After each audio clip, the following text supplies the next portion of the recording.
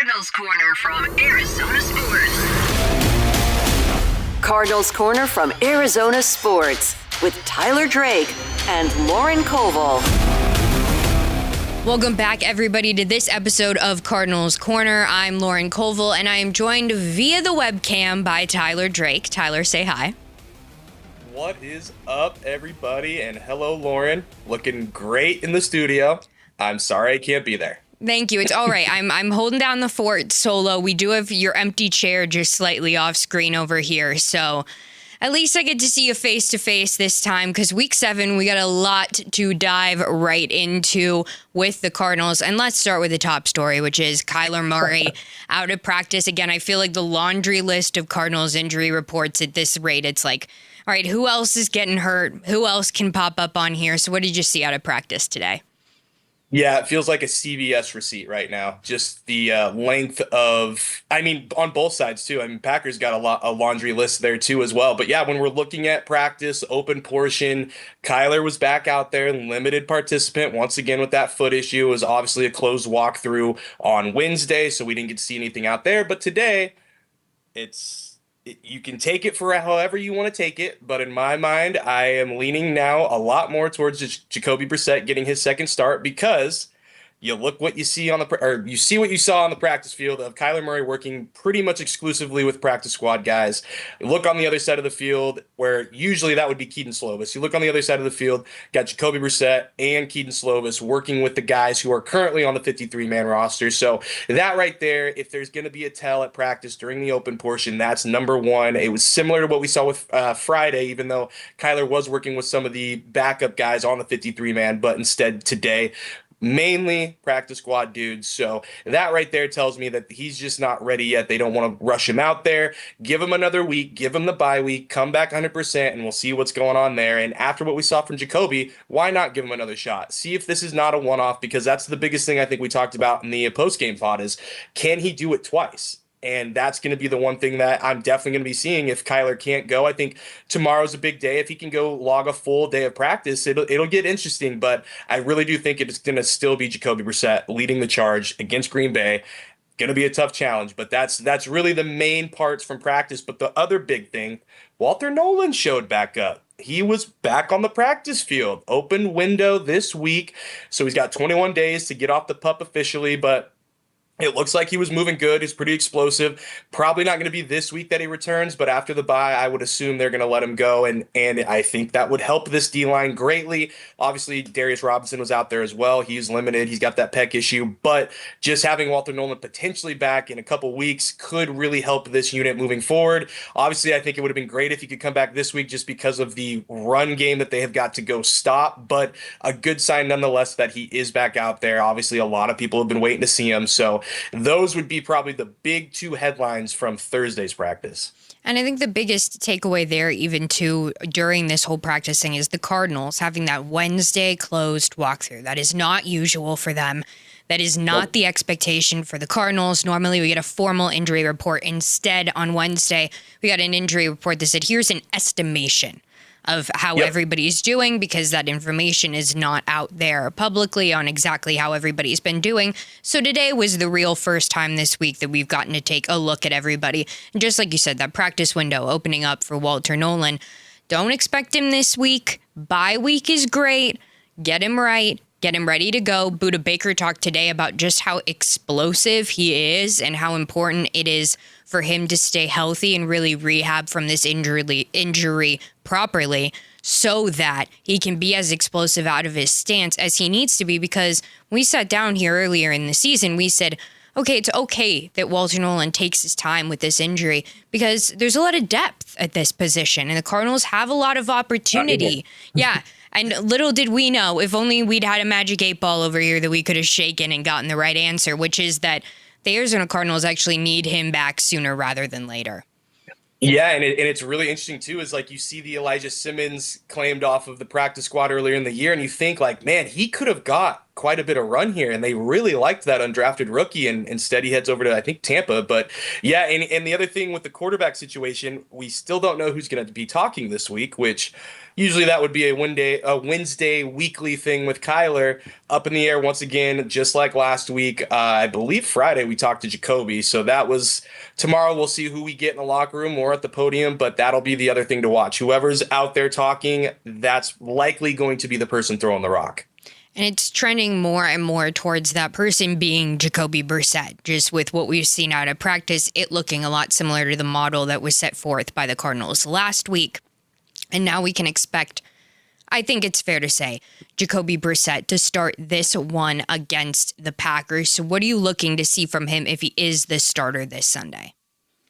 I mean, a lot of the same stuff. I want to see really good command. I want to see more of that play action, more of that under center. It's not necessarily what I want to see out of Jacoby. It's what I want to see this run game try to shake loose. And I know it's going to be absolutely tough against the Packers defense. It's number one in the league. I think they're like 70-something yards per game, which is just astronomically amazing.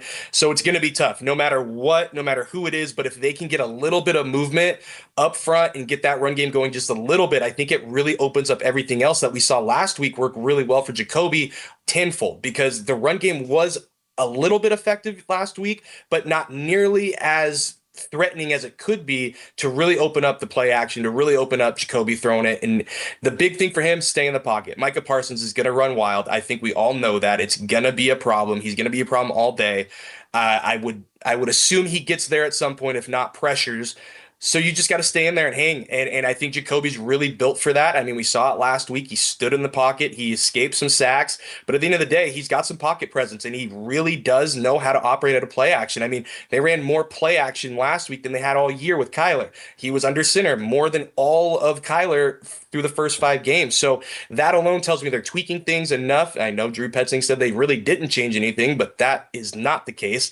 They did. But you look at this, it's really just be that game manager and really don't lose the game. I think it's you don't have to go out there and win the game, but don't be turning the ball over. You can't afford that. It's a backup quarterback with 3rd string running back, 4th string running back. I mean, this team, who knows if Marvin's going to be back. I think he probably will. He was in concussion protocol. He's still in concussion protocol, but was on the field today in the yellow non-contact, and that's one of the final steps to get out of the protocol. So we'll see tomorrow if he finally gets out of there. But if they don't have him either, it's going to be very, very tough for this offense to move the football, even if it's Kyler Murray or Jacoby. So very interested to see what kind of game plan they have, but I think they've got to mirror some of what we saw last week just because Jacoby did it so well. It'll be another week where we're staring at the Cardinals' offensive line, just trying to protect Jacoby Brissett in there, give him as much time as he can to throw the ball, and also to stop Micah Parsons a little bit. Because Micah Parsons has the most QB pressures of any player in the NFL up to this season. We also saw Micah Parsons trashing officials this week, talking about how he is held constantly and nobody is calling these holding penalties against them. I believe it's 5 or 6 different holding penalties have been called against opponents going up against the Green Bay Packers. So not a lot there. I'm sure that that's part of Micah Parsons' cry to the officials to try to plead with them. I think LaFleur said something too. Yeah, he's rallying the troops around him to try to get him to say something. So you know what's going to happen. They're going to have this whole discussion. Oh, yeah, you better watch the holds. It's going to be the first holding call is going to be on the Packers. Just watch. And that's the thing, too, because you might think, okay, him calling it out, well, then officials are going to pay more attention to that, and then maybe they're going to call the Cardinals a little bit more. My mind almost also goes to the opposite. You got Micah Parsons out here calling out the officials. The officials are going to go, okay, hold away on Micah Parsons. We're not calling it if he's out here slamming us. So I think it's a little bit of a coin flip on this one to see what's actually going to happen. Yeah, it's gonna be interesting seeing that. I think it all came out today, and it was just like, what are we doing here? But I mean, yeah, if we see a holding call right away in the first quarter by Jonah Williams or whoever it is, like, all right, maybe they did their due diligence and made sure they were in their ear enough to make that happen. But yeah, I'm going to be laughing hysterically if it happens for the Packers first before the Cardinals get a hold call. Yes. Yeah, I think we can all agree right there on that one. And you brought up the Cardinals' ground game a little bit. Well, we saw with the Green Bay Packers, their ground game get a little bit more established just these past few weeks with Josh Jacobs. They were struggling early on in the season, even though they had impressive wins over the Lions early on in the season. Then they falter to the Cleveland Browns. And then you have to see them up against the Cincinnati Bengals, where they really got Josh Jacobs going in this one, got back to their run game a little bit more, alleviating some of that pressure off of Jordan Love. And they looked like the Packers of the expectations of who we thought they were going to be early on in the season. They looked a little bit more like that. So who are you looking at on the other side of the ball for the Cardinals to help stop that run game? Oh, it's going to be tough. One guy that stands out is Dante Stills. I think he's just one of those run stoppers that they have in the interior. So it starts with there, Calais as well. But you've also just got to have guys ready. You've got to have that extra Buda Baker flying around to come in and make a stop. So it's going to be a concerted effort from the whole unit. I think it's all, and I know it's cliche, but it really is going to be all 11 to make sure they limit Josh Jacobs, because he's having his best 2 games so far this year have been the last 2. I mean, against Dallas, he went off too. I think he's had 4 touchdowns in 2 games, over 100 yards. I mean, the guy's going now, and he is a touchdown machine. I think he's got 21 touchdowns in the last 18 games.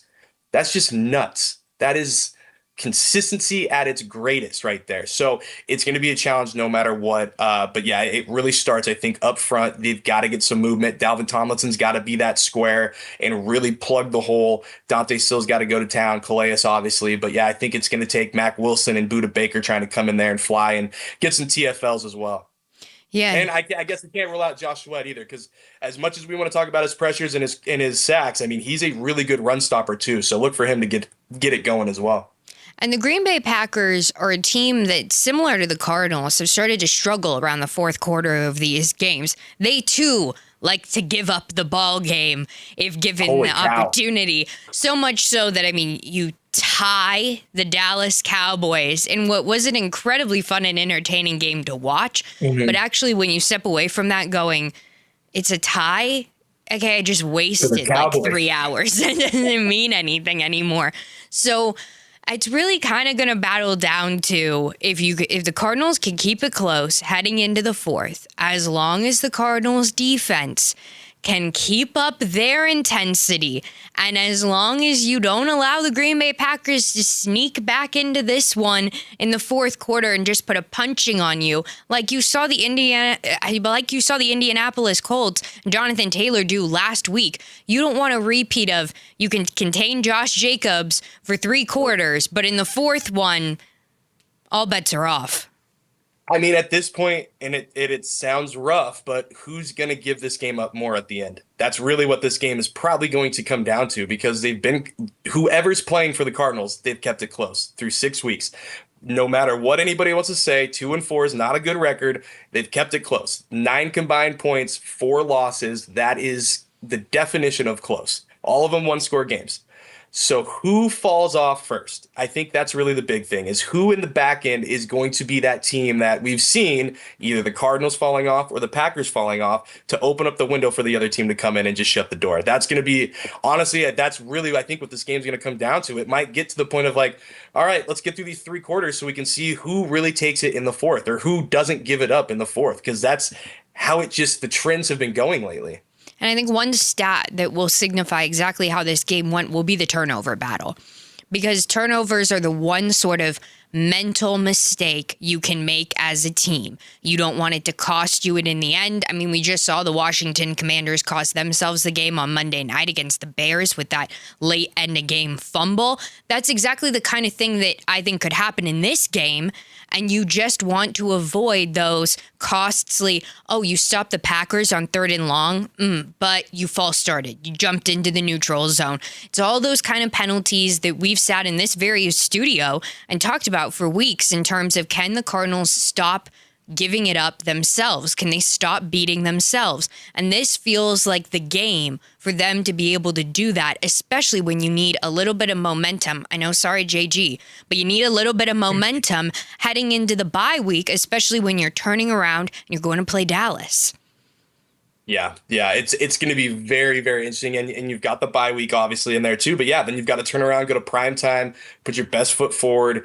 I did think it was interesting though. I'm going to put the speculation hat on now because I thought it was very, very interesting today. Cardinals did an oopsie on the social media and accidentally posted a graphic for the Cowboys Monday Night Football game with Kyler Murray.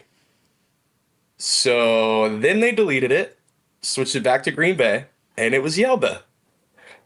So in my mind, I'm like, okay, do we all know that this is going to happen now? Or is this completely just a one-off, didn't mean to do it?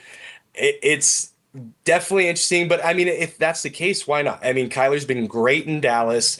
I think it does come down to what Jacoby does, though. If Jacoby has another huge game, I think you have to at least have a conversation about what this team looks like moving forward with either quarterback just for this year. Obviously, I think we all know that Jacoby Brissett is not the long-term answer here, but if he's throwing the rock like he threw it last week, why are you going to put him on the bench? I mean, and it's nothing against Kyler. Kyler's a great player, but when you see the results, you've got to go with the results. So this is why this game is a huge, huge game for Jacoby and this Cardinals offense, because prove that this wasn't a one-off. Make it a quarterback controversy, because right now Kyler's just injured. I think we can make that the case. But he has another huge game, throws 2 touchdowns, throws for over 300 yards, hardly gets sacked. They make it close, if not win. I mean, if they win, holy cow, we're going to have a lot to talk about next week. But that's kind of where I'm at right now, is just Kyler should get back in the mix if Jacoby falls off and is not that guy against Green Bay. Like, if it's a total opposite of what's happening, get Kyler back in there right away, play him the rest of the year, no questions asked, let's get going.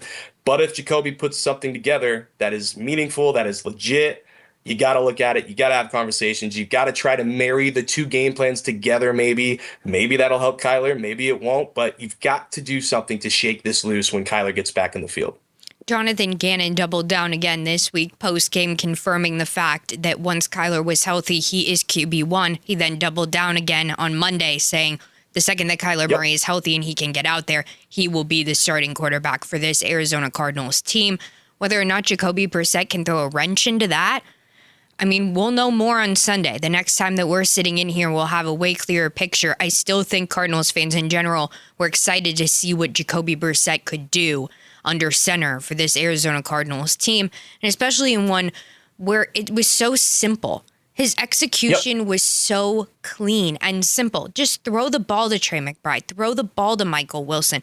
Zay Jones and Michael Wilson, by the way, both popped up on the injury report this week. Michael Wilson, a full participant this week. Zay Jones, limited now. So that head shake, No Zay today. That head shake is not a reassuring factor right there, Tyler.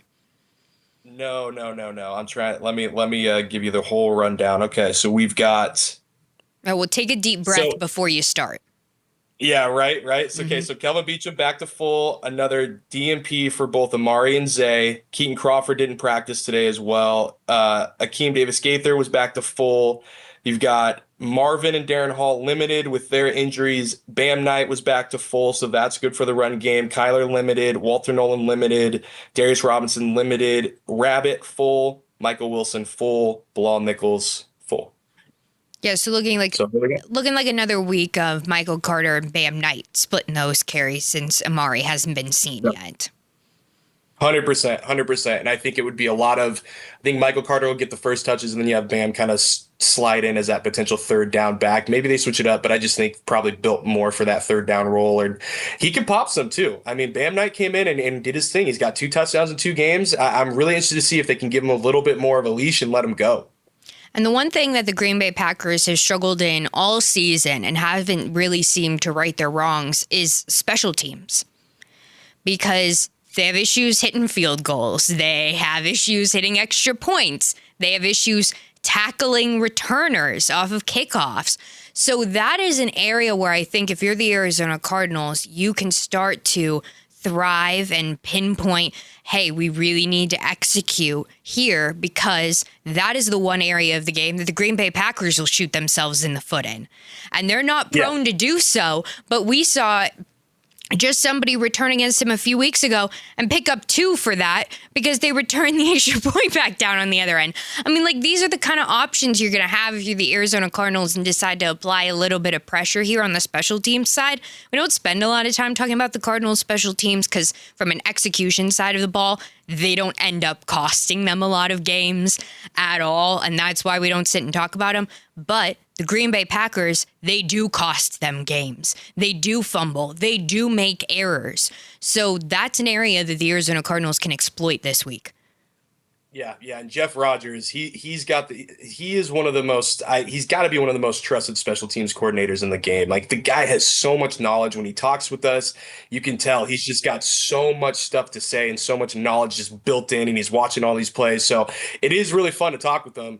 But like you said, yeah, there's really not a lot to say about them, and that's kind of a good thing. You don't really want to talk about special teams because that means they're doing the right stuff. So it will be really interesting. I would love to see a little bit more, but that Keaton Crawford injury, that's going to be something to watch because he's been a part of that special teams unit, filling in for Joey Blunt and all that. So that'll be something definitely to watch moving forward. And yeah, that's the good thing you brought that up because that is one area that they can really exploit and get a head start on at least. All right, now, before you're sitting back here with me on Sunday, previewing and wrapping up whatever happened, previewing the bye week, discussing a win or a loss for the Arizona Cardinals, you have any final thoughts on this matchup heading into the Packers? I'm just hoping that we see a competitive game. I'm hoping we don't see a complete bludgeoning by the Packers, and it's going to be very hostile at the home game. There's going to be a ton of cheeseheads in the stands, so that's going to be something to definitely watch. So yeah, it's going to be something. They've really got to set the tone in the line of scrimmage on both sides of the ball to really even get close to, I think, winning this game because they're down multiple people. They can potentially be down Kyler. So they've really got to have everybody playing up to what they can do and then some, because it's going to take everybody to keep this one close and to potentially get a win. You saw the Green Bay Packers last year at Lambeau. You saw what happened there. If anything, the Cardinals look like the different team versus the Packers this year. So hoping that maybe some changes there for the Cardinals can throw off what you knew about the Packers last year and what they knew about you, because you're still going up against Jordan Love in this one, and he's consistent as always.